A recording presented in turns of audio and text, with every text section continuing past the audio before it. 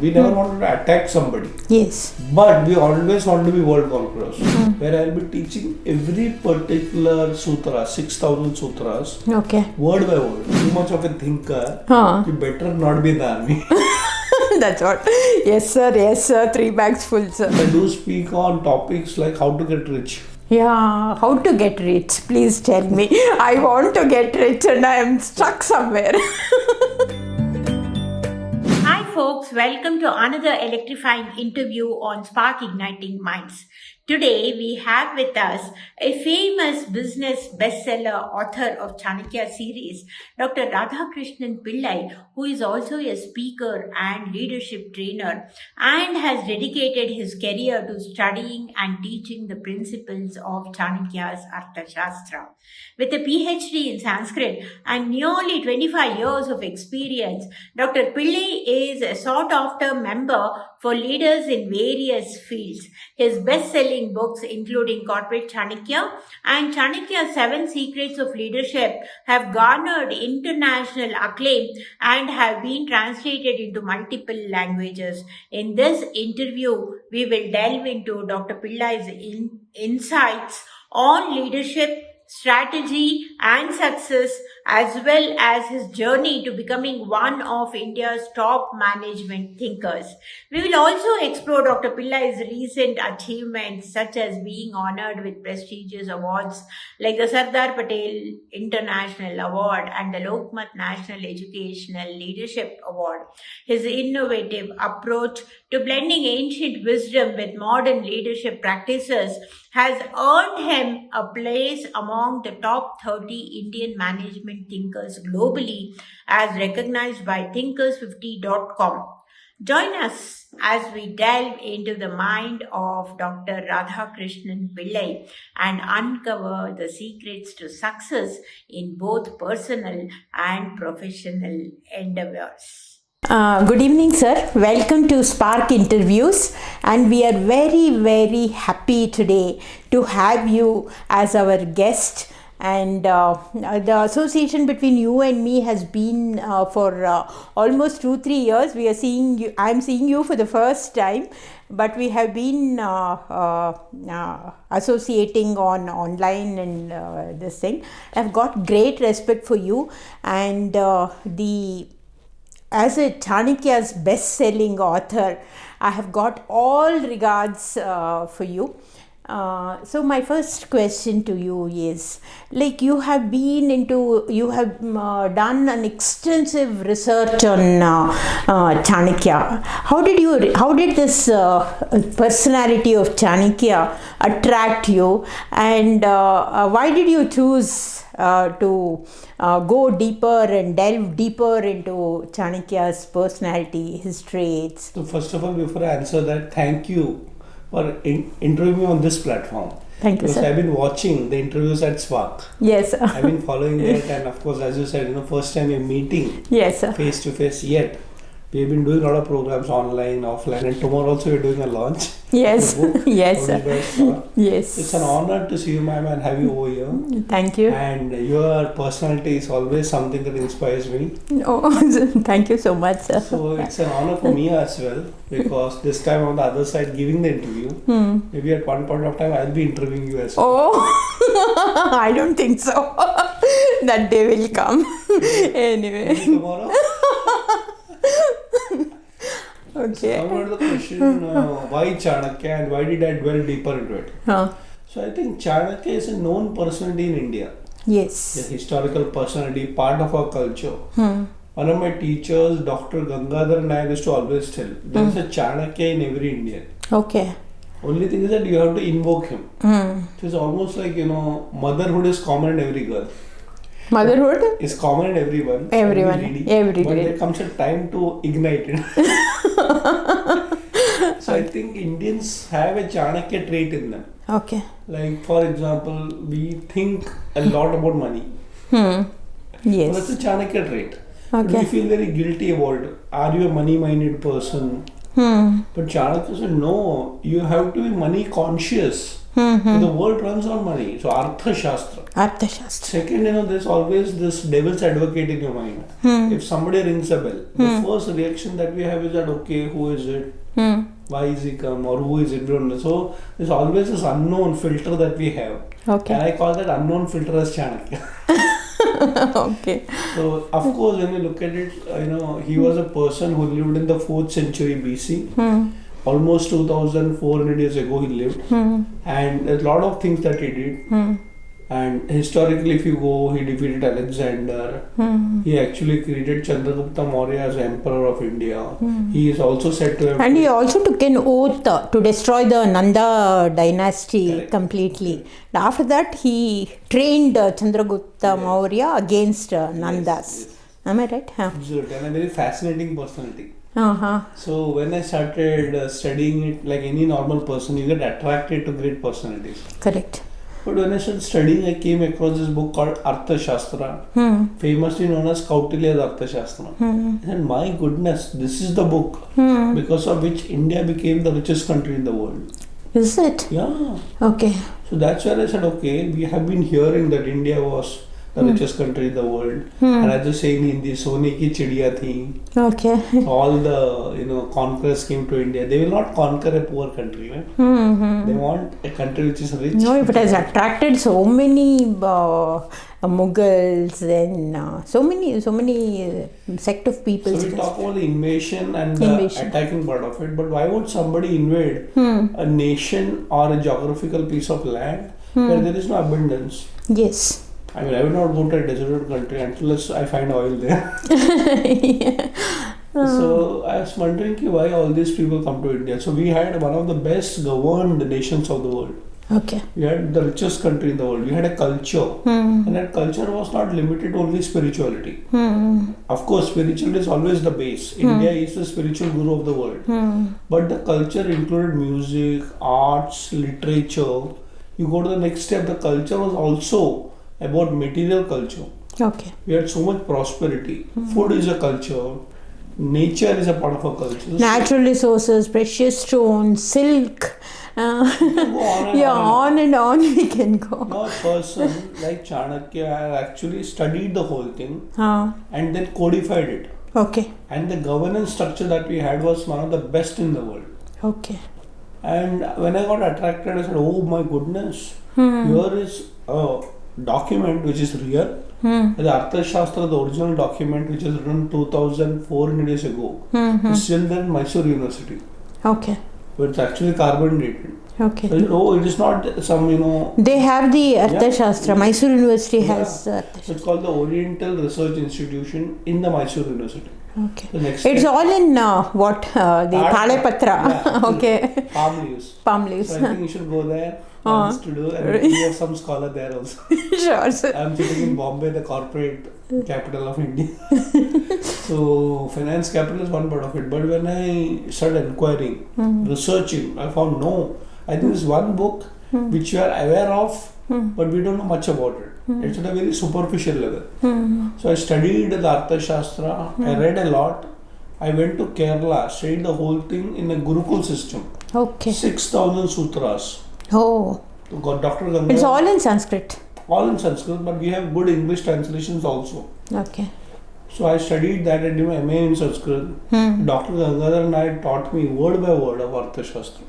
Oh my goodness. And then coming back, I did my Ph.D. on Arthashastra and leadership from the University of Mumbai. Dr. Shubhada Joshi was my guide. So great teachers, great book, great subject, and I also became great. And you became a great man. Very nice. So when coming to you have got this Kautilya's Arthashastra into the corporate world, into the business. And what made you do that? Like how did you bring those corporate Chanakya's principles to the business world?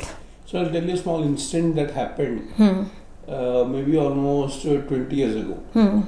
When I went to Kerala to do my research on Arthashastra, when I came back, something interesting happened. My teacher had told me you have to write a research paper I didn't even know the word research paper. Because for me it was a typical road, MBA and then you take a job. I was not even meant to be an academician. Okay. So I had written a research paper and my guru told me that when you write a research paper, you have to think about application of Chanakya in the modern world. So don't glorify Chanakya as a past figure. Okay. Because I studied it, there was a scholarly approach. So I need to write a paper, a research paper on that. And I used to think that what should I write, the application. By that time I already had a company of my own called Atmadarshan. which is into spiritual tourism. My last, I would say, job was in Bangalore. Okay. I used to work. So that time Atmadarshan means something philosophical. It's a tourism company where we take people to spiritual places in India. Okay. So temples. So you are combining or blending spirituality with corporate. Yes. Yes. So what had happened is that I thought, let me think about application of Chanakya in my own business and the corporate world. Because my business is getting more corporatized now. And that's how the whole idea that can you think about Chanakya from the perspective that if you were an advisor to a CEO of a company. Okay. So he advised Chandragupta. There he was advising Chandragupta Maurya. If he advises a CEO of a multinational company. How it would be. Yeah. So what happened at Times of India came to know about me. I read my research paper and they called me up and said, can you write a column for us? Okay. So I said, okay, let me try. As they say, what's wrong in trying? What if the experiment succeeds? So Times of India told me to write a series of articles. And every particular article was on different topics connected to the corporate application of Chanakya. Okay. For example, how to attend an interview. Okay. So for example, if you are going for a job in the company, you need to have basic qualification and then you have to go to an interview. Second level, if you are a boss, how do you take an interview? So two perspectives. Right. Suppose you are thinking about a problem like succession planning. The chairman of a company is 70 years old. Now he wants to retire. He wants to get his succession planning in place, which happens in NCC and lot of armed forces. They have a process in place. Chanakya had a process in place. How to look at cash flows, how to look at training the leaders, how to manage, how to keep inventory, how to keep accounting in place. Now, of course, the terminologies used by Chanakya are very different. But I put all those things and you'll be surprised. It was so much, accepted by my readers in the newspaper that people started calling me and saying, can you advise me how to run my company? I said, what? So you became a strategist. And I can see that what I used to tell 10-15 years ago, a lot of companies have become billion-dollar companies. Oh. Yeah, in fact, I just came back from my company. There's a very interesting group called as Oberoi Group. Oberoi, very, very famous. Very famous. So they have their hotels in Bangalore also. Yeah. So they are very big in real estate hotels. So in fact, I'm coming from there. Oh. So I remember 15 years ago, 20 years ago, the chairman had called me up. So he told me, Mr. Oberoi, saying that I've been reading your columns. So I've been applying that. Okay. Wow. But today, if you look at it, it's a giant. I'm not about him. I'm also talking about so many companies where I just give advice. And it's as big as a Tata and a Birla, to as small as a startup which is trying its luck maybe in the IT sector. So the idea, how did I write about corporate Chanakya? My own business I applied. I gave advice, and fortunately it's working. Okay. That's how my first book, Corporate Chanakya, became very famous. Sir, I would like to listen to the Chanakya terms of what is accounting, what is finance, because those Sanskrit terms, and corporate, I'm not very, very well versed with corporate, but I have heard because I have done my MBA, so I know what a corporate world is. So if you can say those terms, I think audience would love. Sure. Yeah. In fact, there are many terms. Maybe we can have a separate class on that. For those interested, ma'am, I'm taking a free online class every Saturday from 7:30 to 9 a.m. online, free of cost, where I'll be teaching every particular sutra, 6,000 sutras, word by word, and telling them and explaining them, because a lot of people feel that fear that I don't know Sanskrit. Doesn't matter, I'll explain to you. Now that's the long-term class with 6,000 sutras and so many words. What And sutras you will be telling in Sanskrit only. Sanskrit I'll explain it in English. And you will explain it in English. But since you asked this, I'll give you a few technical terms which will help you. For example, if you look at finance, today what we call in the corporate world as CFO, Chief Financial Officer.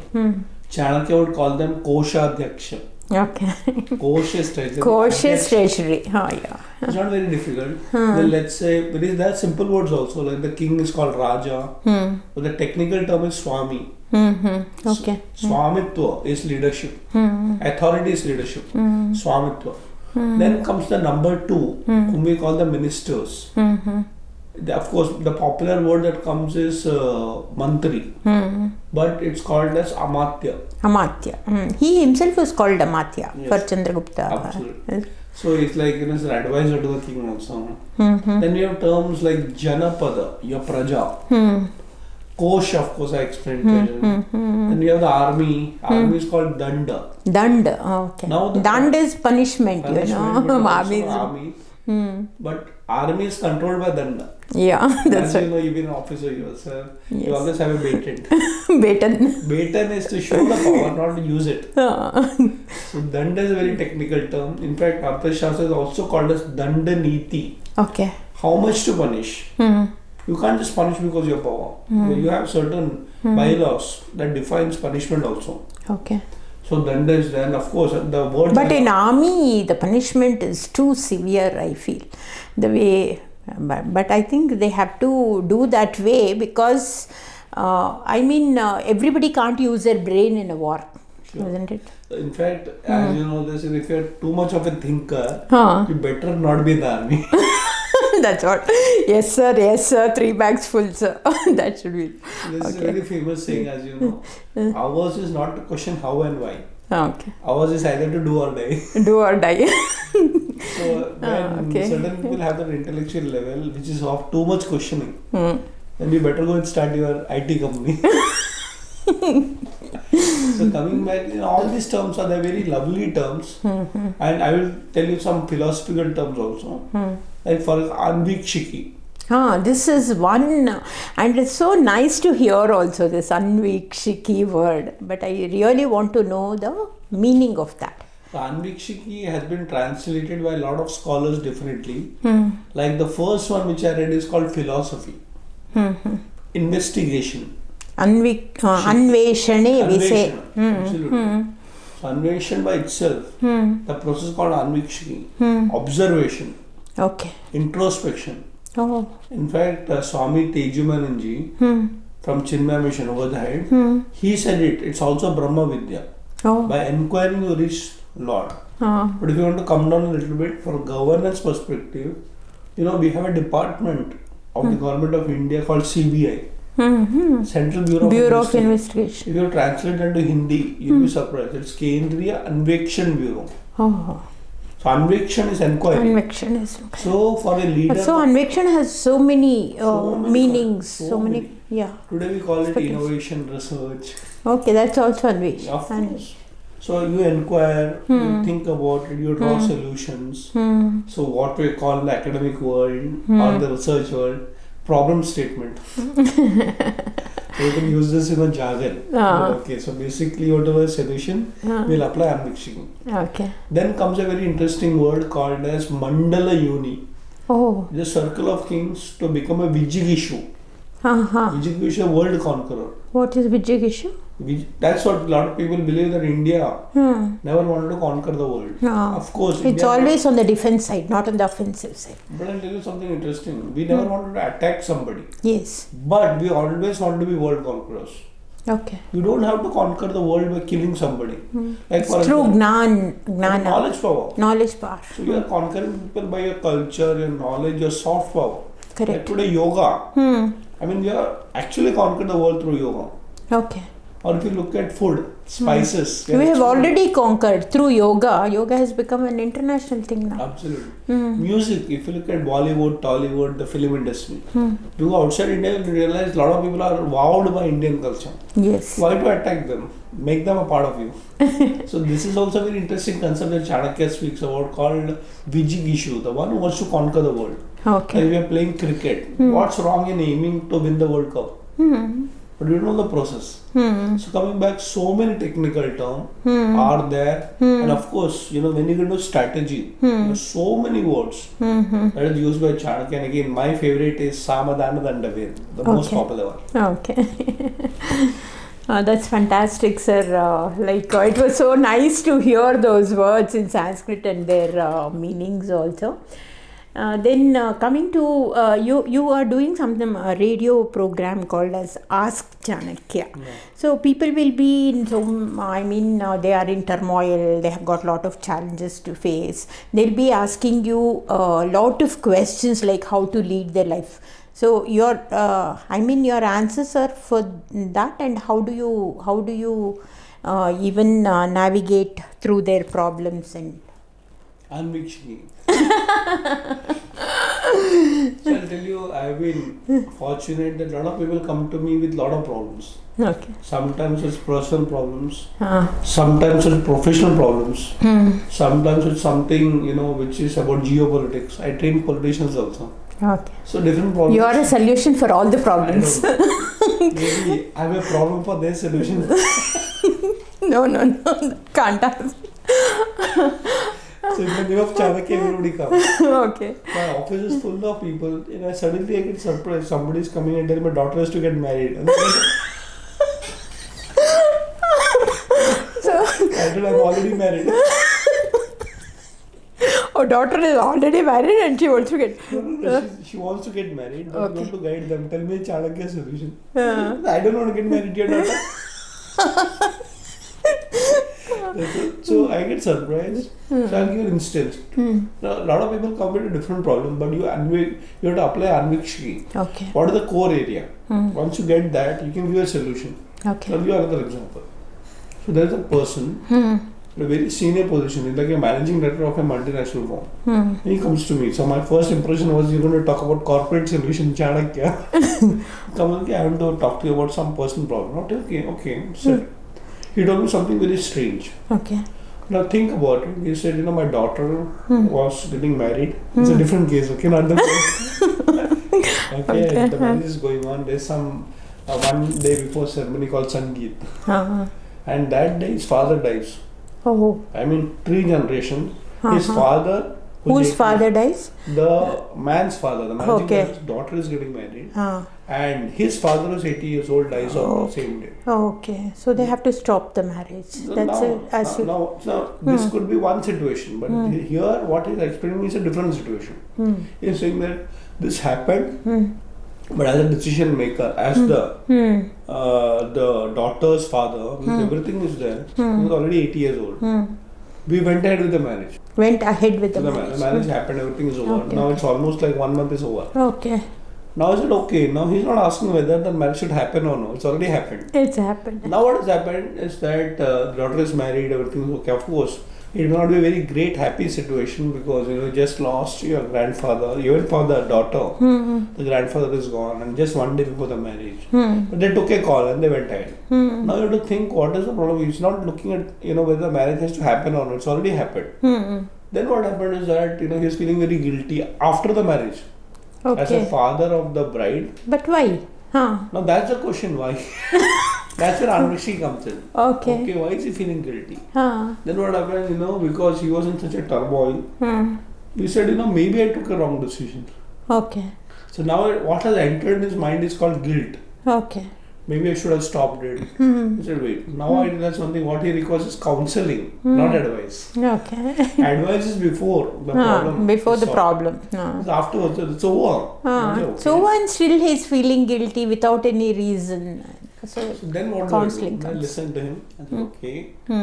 But where did the guilt start? You have to inquire that. Anvikshini. And then he told me, basically I was immediately told that after all these rituals and all, you go and join an office. So your mind is not diverted. Okay. Daughter is fine. she's okay, everything is over. Now he goes and joins the office because that's also a responsibility, right? Yes. The function is over, everything is done. As a father, he has done his kanyadan and everything. Now comes a very interesting challenge. Now he's still feeling guilty. Now, what do you give a solution for this?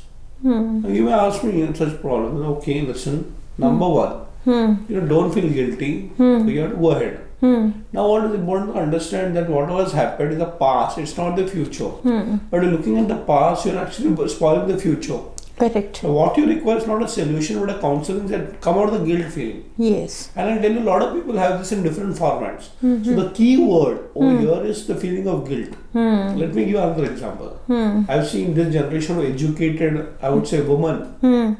Now think about highly educated generation of women right now. Girls who are highly educated who get married.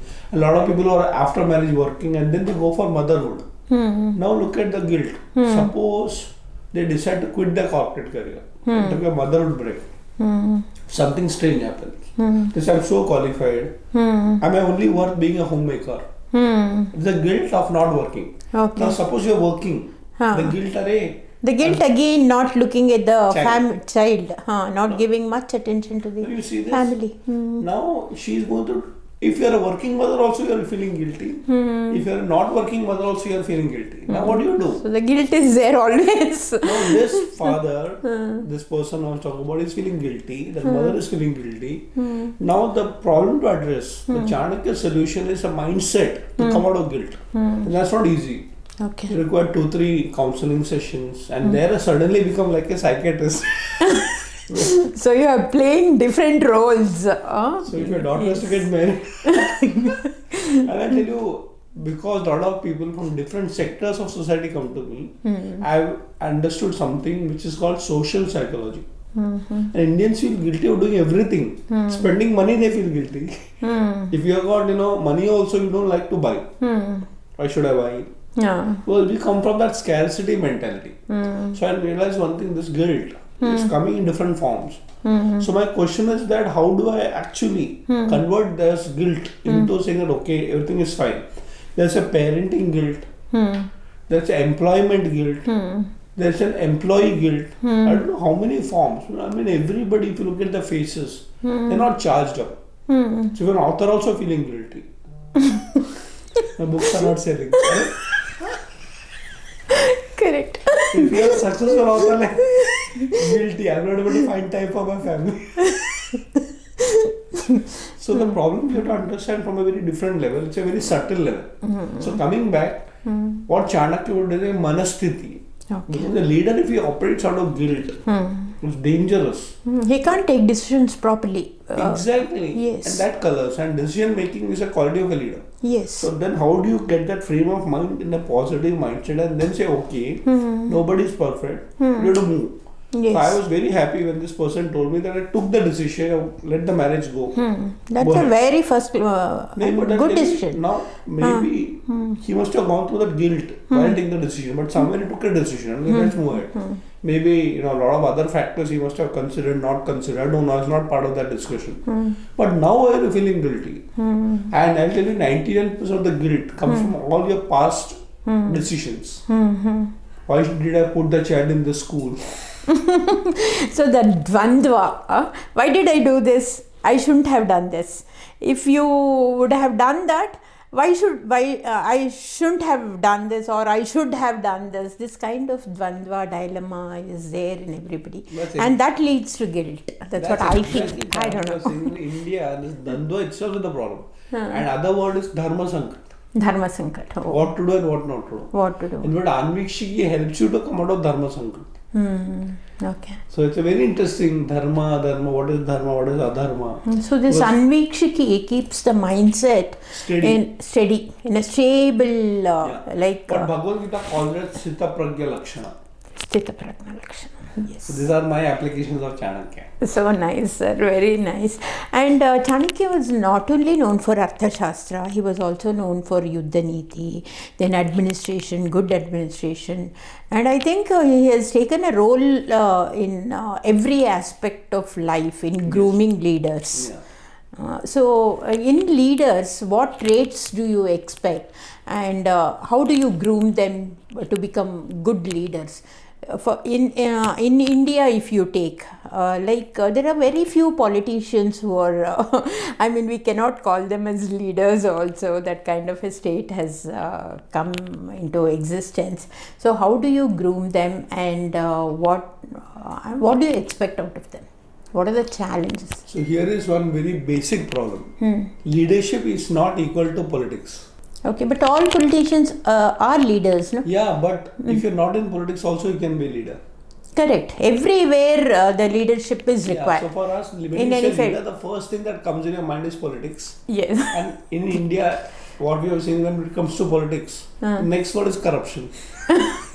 Correct. But you can be leader of a sports team. Correct. You can be leader of the NCC. You can be leader of a scientific team. When a Chandrayaan happens, it happens to a project leader, right?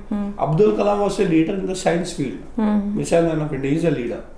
Even in a society, when you're staying, let's say there are, 30 or 40 or 500 flats. The chairman of that society is also a leader. He has to take a decision, whether we should paint the building or not. So leaders, administrative leaders, academic leaders. So Chanakya's idea, of course, was to create a great kingdom, but he realized one thing. One is a political leader like Chandragupta Maurya, where we have a Chakravarti kind of a person. But a leader includes many small leaders under him. Correct. So there is considered even a village, what we call as the village Sarpanch. Sarpanch is also a leader. He is also a leader. And today we cannot limit leadership to a gender. I mean, it can be any field, any gender, including transgender. So my point here is that what are the traits? So depending on the field or the kind of an area that you come from, you should have different leadership skills. Okay. But the attitude can be the same. For example, let's say we talk about somebody like a corporate leader. Maybe Ratan Tata, Anand Mahindra, Mukesh Ambani, or anybody leader that you want. Now, his skill sets, if he's a corporate leader, the basic skill set is finance. Because he's a wealth creator. If you look at a company, maybe Infosys or maybe any of these giant IT companies, now they are supposed to be having the skill set of technicality, management, but then finally you have to show your balance sheets in place and profitability. So like all the leaders, somebody in a business sector will have to have that skill set of reading the balance sheets, make it profitable. Now let's say there's a leader of a sports team, let's say cricket team. Now he or she may not want to read a balance sheet. That's not the skill set. Winning. Strategy in the business field technically could be different from the strategy in the sports field. They can learn from each other. So they may be different. But let me tell you, how about looking at commonalities? Okay. For example, teamwork, empathy, the ability to inspire. All this is what Chanakya says, that irrespective of whichever field you are, there are these qualities that are common. But technically it can be different. So let's say Lata Mangeshkar, I'm just giving an example. So the great singer, and we have so many like M.S. Subbalakshmi from our south. Now their leadership comes from the skill set or the talent of singing the music as an artist. Now they do not have the skill of running a balance sheet, but maybe they have a manager who will take care of the finance. Now the thing is that you have to be very good in your job. So leadership is something where you have to understand your core thing. And finding out that itself is a challenge. In army, what we study is leadership traits include self-awareness, bravery, then confidence, then justice. All these things comes under and even having a sense of humor. Right. So all these comes under the leadership traits. So I think this is common to everybody, whether it is a corporate leader, whether it is a musician, whether it is any kind of leader. True. Grooming leaders. Grooming tomorrow's leaders is our tagline actually. Wow. Yeah. Wow. Only thing missing, or maybe also an add-on, would be spirituality. Okay. Because when you look in the army also, finally, every leader will have this problem of, to do or what not to do. And only that particular spiritual base can help you. So going back to Bhagavad Gita, Arjuna was the best warrior of that generation. But he can also go through Dharma Sankat. So like Krishna would He be, went through dharma sankat, whether to yudh karne ka, na karne ka, that kind of a thing was there. Huh? that's why I say in spite of all these things, all these qualities, what you mentioned are required. But in India we say along with all these things, you should also have a spiritual understanding, your philosophy. The way of thinking has to be clear. Otherwise, the best leaders can also get confused. No, when spirituality is there, automatically all these comes, all this And follows. practical spirituality. Practical spirituality. you advocate practical spirituality. Sir, actually, you're also a Tedx speaker. So, what are the topics that you have spoken? I like the word. I'm also a TEDx speaker. So I like the word also. Why? I keep speaking everywhere. So they call me to TEDx platform, I speak. They call me to a college, I'll speak. They'll call me to maybe a spiritual organization, I speak. Friends like you call me for a podcast, I speak. So what are the topics? Fortunately, Chanakya has covered most of the topics in the world. So I'll list some of the very popular topics. Number one is leadership. Leadership, that we are speaking right now. So I do speak on leadership. Second is I do speak on topics like how to get rich. Yeah, how to get rich? Please tell me. I want to get rich and I am stuck somewhere. So, yes. I would again say please watch my TEDx video. But since we are covering this in a short way, I'll tell. See, what is the definition of being rich? Then we define, is it financially rich? Then we get into that. Yeah. Because richness by itself, unfortunately, has been now understood as financial richness, which is also true. But you can be rich in knowledge. You can be rich in culture. Correct. You can be rich in various factors. Correct. If you have good health also, that's you are rich. That, yeah. You're healthy, you are rich in your own way. So I'll give a small example. Was a person, a very poor person, okay, and he required money very badly. So one person said, okay, do one thing. Okay, you're already rich. Well, no, I'm very poor. I don't have money. No, you're already rich. I'll prove to you right now, right here. Okay. So do one thing. How much money you want? I want 1 lakh rupees. Definitely I'll give you 2 lakh rupees. Only on one condition. You have to remove every single nail and give it to me. Single? Nail in your finger. Okay. So you don't give me any money. I'm happy with my nail even if I'm poor. And you see, suddenly the value of the nail is more than 2 more than your So you may not have financial money, but when they say give me your nail, pluck every nail and give me, that's so painful. The thought that I have to give you a nail.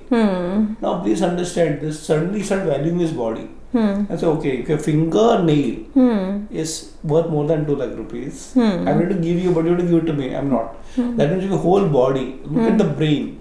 A lot of people actually are valued for their thinking, their strategy. Correct. We spoke about the army. As you go higher and higher, your basic skill is strategic thinking. So now coming back, how to get rich. So if you looked about financial richness, number one, many people forget this. It's not somebody else who will make you rich. You have to make yourself rich. How? The first point, which I've spoken a lot on other platforms also, is finding your swadharma. Swadharma. So what is swadharma? It's basically a natural talent that is gifted to you by nature. Okay. So maybe you're a born singer, dancer, artist, somebody like me who's a writer. It's very difficult to identify it, but once you identify it, you can make money on that field. Everybody need not be a Sachin Tendulkar. Everybody need not be an Amitabh Bachchan or a Rajnikant. But they understood this is what is natural to me. Okay. And in that field, they'll make money. So first thing is to identify what you're good at. And then if you're good at something, give your life to it. Get mentored. It's a long-term game. Okay. Because Sachin Tendulkar was born naturally as a cricketer. I mean, he had the talent. Yeah. But somebody identified it. His guru, Ramakant Aavishkar, his coach trained him. And somebody gave an opportunity also. That's how he becomes a rich person of that field. Same thing with Rajnikant. He was a bus conductor in Bangalore. Correct. But then somebody saw he's got this, knack of acting and talent. Imagine a bus driver, but he got an opportunity and in his field he is good. So I think it's very important for everybody to understand, there are different forms of wealth creation. Again, technically we look at it, but knowledge is also wealth. Correct. A lot of people make money by writing research papers, But what's important is that once you make money, you should also know what is the concept of investment. So So today you may suddenly get money, but tomorrow you can be poor. What happens to a lot of people who get lotteries? They don't know how to spend it, and they spend it in a very, in a way, random way, wherever they want to. Imagine, you know about rags to riches story, but also Chanakya mentioned about riches to rags stories. Okay. So think it's not just about getting rich, but being there also. So coming back a lot of things, but study yourself, have knowledge of the field and give your life to it. You'll become richy rich. Richy rich. That's your TED talk. Richy rich. Very nice. Sir, you have given me this book, Chanakya's 100 Best Sutras. Out of which, can you tell us at least around 10 sutras from this? Or five? You can open the book from any page and start reading. Okay. Any page you can. Okay. That's the best part about the book. So Nice. 100 sutras, as they say, today is a generation of lack of attention and lack of time. The best part is that you can read every chapter in 1 minute. So let me give you 5 or 6, as you said, ideas. So I think my very popular one, and it's also popular for parenting, which I'm going through right now. So till 5 years, love the child unconditionally. Next 10 years, discipline him or her. And after that, consider the child as your friend. I think Pancha Varshani Lalayata, Dasha Varshani Tadayata. Oh, nice. That discipline is important. We have done it in NCC, right? Yes. And there was a person from the army. He actually did a PhD where I was, mentoring him also. I was a guide. It's called Dandaniti. Punishment leads to happiness. Punishment leads to happiness. But these days, parenting, they say you should not punish your child. Don't show the stick. Is it right? So please understand this. Punishment doesn't mean physical beating only. Okay. It may be mental. So maybe in my generation, or maybe a couple of generations ago, disciplining meant actually, hitting the child. I don't think that's right. Because, that's not the way you guide a child. Correct. Maybe it worked for a certain generation, but no, I think it should be the ability to say no. Even that's a punishment. Like for example, I will not listen to you. Okay, no. You have to do it. And if you don't guide them, then they will go the wrong way. So it's not about showing your power that I have a rod and I can punish you. In fact, the rod is also meant for guidance. So instead of doing this, say this way. Okay. So I would say if a child is being told no, the child will appreciate it later on. I'll give you a simple example. You should be firm with the child. Exactly. You should be firm and clear why you are firm. Yes. Otherwise, you know what happened? The children are anyway confused, they are not matured. Correct. But your maturity should be to bring them on the right track. Correct. So punishment is not a power play. Punishment is giving the guidance in the right way. Correct. And Chanakya speaks about it. The other sutra. Right? It's saying if you punish too much, you'll be considered a terror. Yes. And if you don't punish, you'll be taken for granted. Correct. The balance, the right punishment for the right reason, which is for improvement. If you don't know that strategy, you'll spoil it. Maybe it is direction. It is direction only. Direction only. And people understand the benefit of being corrected in the long term. Like for example, every family, every parent must have gone through this. And the child doesn't want to go to the school. They'll say no.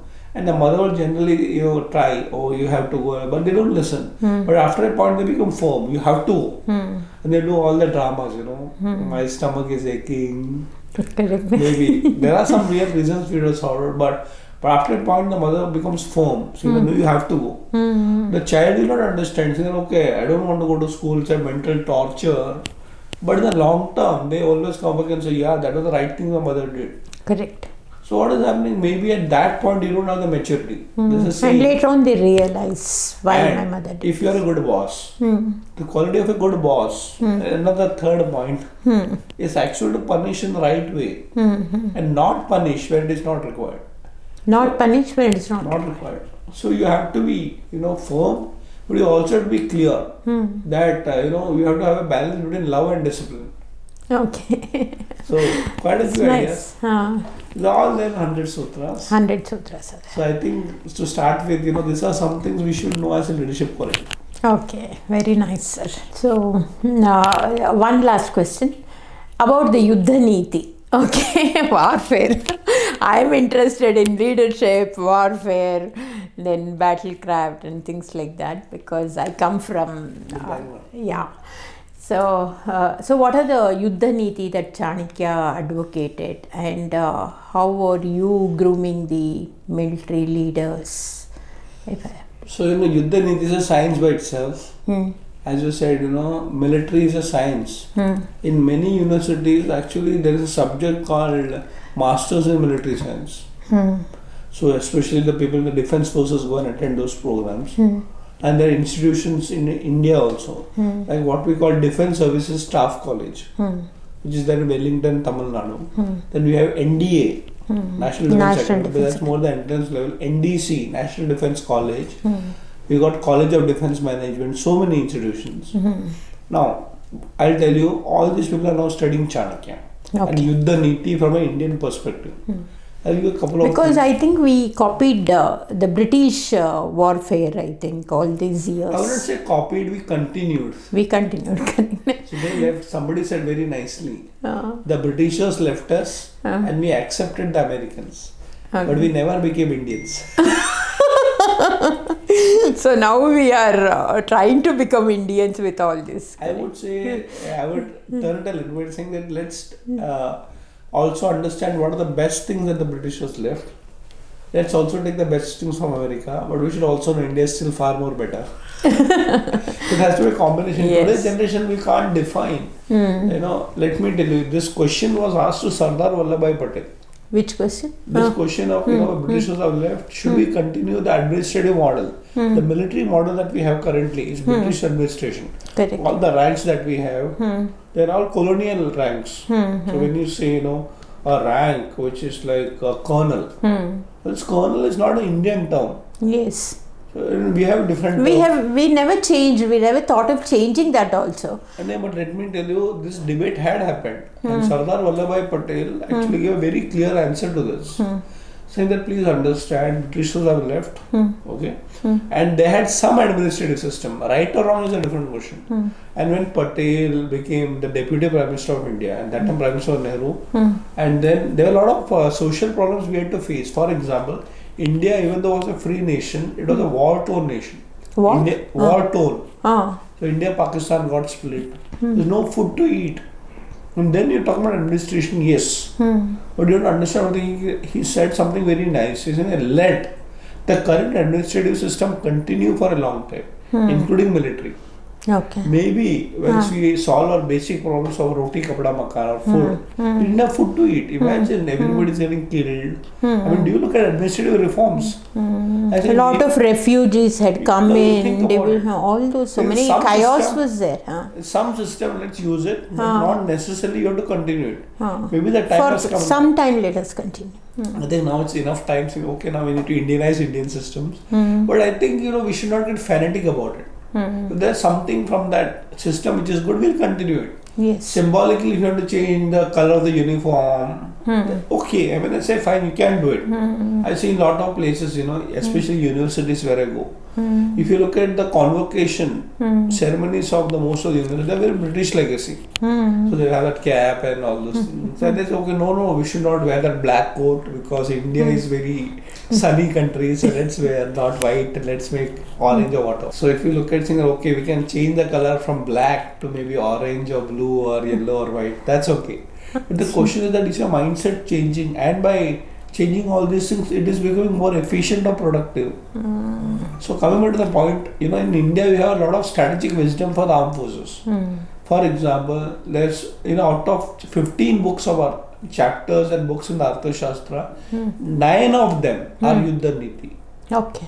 So it's a major part of Arthashastra. Arthashastra divided to 6,000 sutras, 15 books. Out of 15, 9 of the books. Imagine how much wisdom we have. Okay. Of course, the famous one, Samadhana Danda Veda. But there are many more. There are Chatur Upayas, there are Sapta Upayas. Upayas mean solutions. Solutions. And the one which I would say that everybody should at least know the basics is called Mandala Yoni. Okay, what is that? Mandala means circle. So we have Mandala drawings. Okay. So in Mandala, if you are in the center, how do you become a leader? So leader is always in the center, not at the top. Correct. So the Western hierarchy, the leader means somebody at the top, everybody Top, is below. yeah. In India, we don't look at it. We say mandala and in the center. Oh. The leader is the center of the problem and the solution. Correct. And everything is around. Correct. We give it more hierarchical structure. So the person at the top. But a real leader understands that everybody is a leader. But the person taking the decision in the center is the real leader. Okay. So I always say that in India, the real leader This is the is woman. fantastic, sir, because in army we always see this structure. The pyramid structure. And I always felt that is not correct. And this is really good, Mandala Yoni. That's why I always say the real leader in the house is the woman. Why she is the center? Center. Because the power is not anywhere else but the kitchen. So this whole aspect, that everybody can be a leader. And we have to understand it's a full circle. So a lot of technical concepts, of course, Chanakya talks about how to make a battle array, how to have guerrilla warfare tactics. That's very technical. Okay. But for a person like Chanakya, Samadhana Dandave, then of course there are concepts like enemy is a friend, spying system. So it's a science by itself. You can even look at my book Chanakya and the Art of War. Chanakya. I will definitely read this book. Okay, so thank you so much for giving so much. You have shared your knowledge, and it was really insightful. We didn't know so many things, and the way you have explained and applying Anvikshaki everywhere, that's really, really amazing, sir. And thank you very much. It's an honor. It's an honor being with you. It's a pleasure being with you. I'm so happy today. Thanks for your wonderful question.